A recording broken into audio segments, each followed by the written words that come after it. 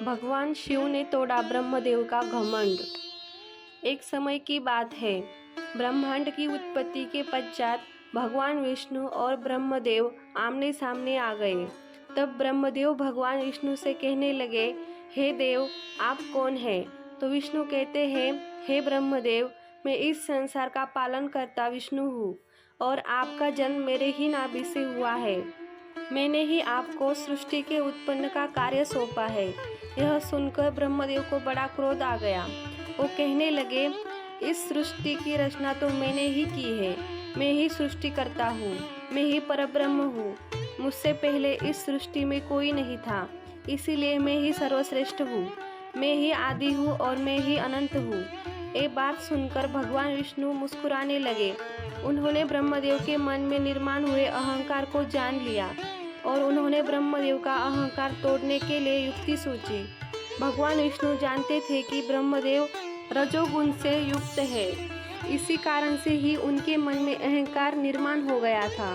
भगवान विष्णु ने ब्रह्मदेव का घमंड तोड़ने के लिए भगवान शिव का स्मरण किया। तब अचानक से उन दोनों के मध्य में एक श्वेत वर्ण का अत्यंत विशाल शिवलिंग प्रकट हो गया। वो शिवलिंग इतना विशाल था, उस शिवलिंग का ना कोई आरंभ था और ना ही कोई अंत था। उस शिवलिंग को देखकर ब्रह्मदेव आश्चर्यचकित हो गए और कहने लगे, ये विचित्र चीज क्या है जो इतनी विशाल काय है? इस स्थान पर एक चीज किस कारण प्रकट हुई है?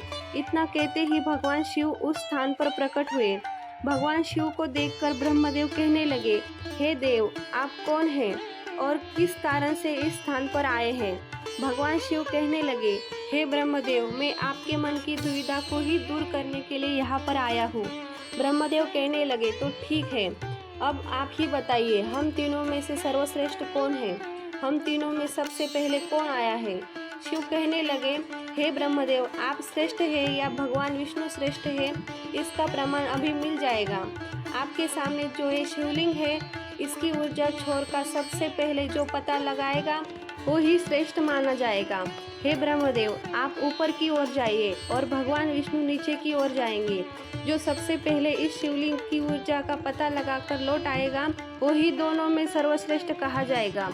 ये सुनते ही ब्रह्मदेव को बड़ा गर्व हुआ और उन्होंने उस शर्त को स्वीकार कर लिया।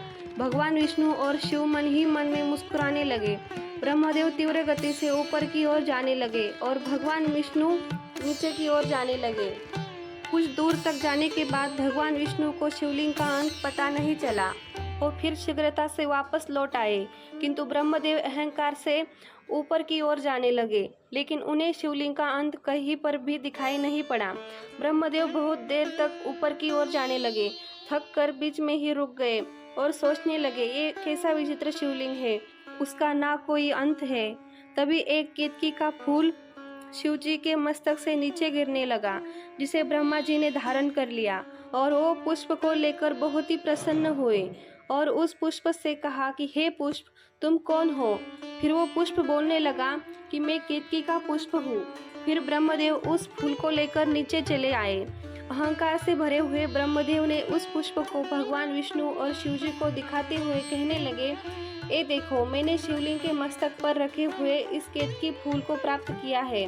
आप दोनों के मन की शांति के लिए और मेरे कार्य को सिद्ध करने के लिए मैं पहचान के रूप में इस पुष्प को लेकर आया हूँ। ब्रह्मा जी के उस वचन को सुनकर भगवान विष्णु ने केतकी के पुष्प की ओर देखते हुए कहा, हे ब्रह्मदेव, इसका साक्षी कौन है जो ये बताएगा कि आपने शिवलिंग का अंत देखा है?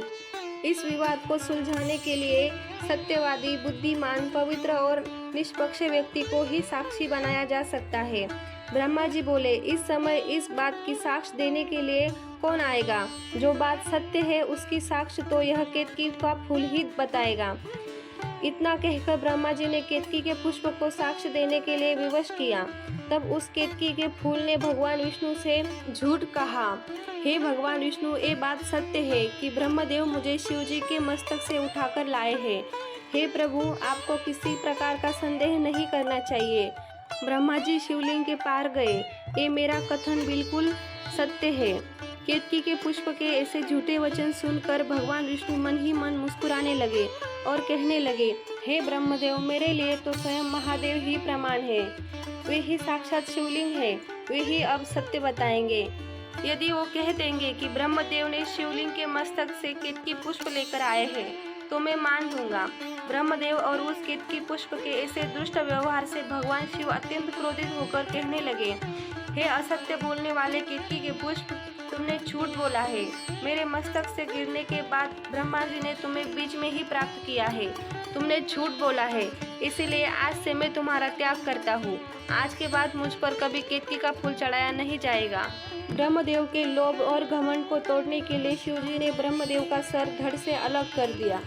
फिर ब्रह्मदेव लज्जित होकर भगवान विष्णु को नमस्कार करने लगे और कहने लगे, हे भगवान विष्णु, मैंने श्रेष्ठ होने के लोभ से असत्य बोल दिया, कृपया मुझे क्षमा करिए। मैं जान गया हूँ कि आप नारायण हैं और ये भगवान शिव जो तीनों लोकों के स्वामी हैं, मैं आप दोनों से भी क्षमा मांगता हूँ।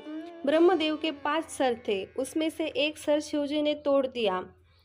इस प्रकार शिवजी ने ब्रह्मदेव का घमंड तोड़ दिया। धन्यवाद।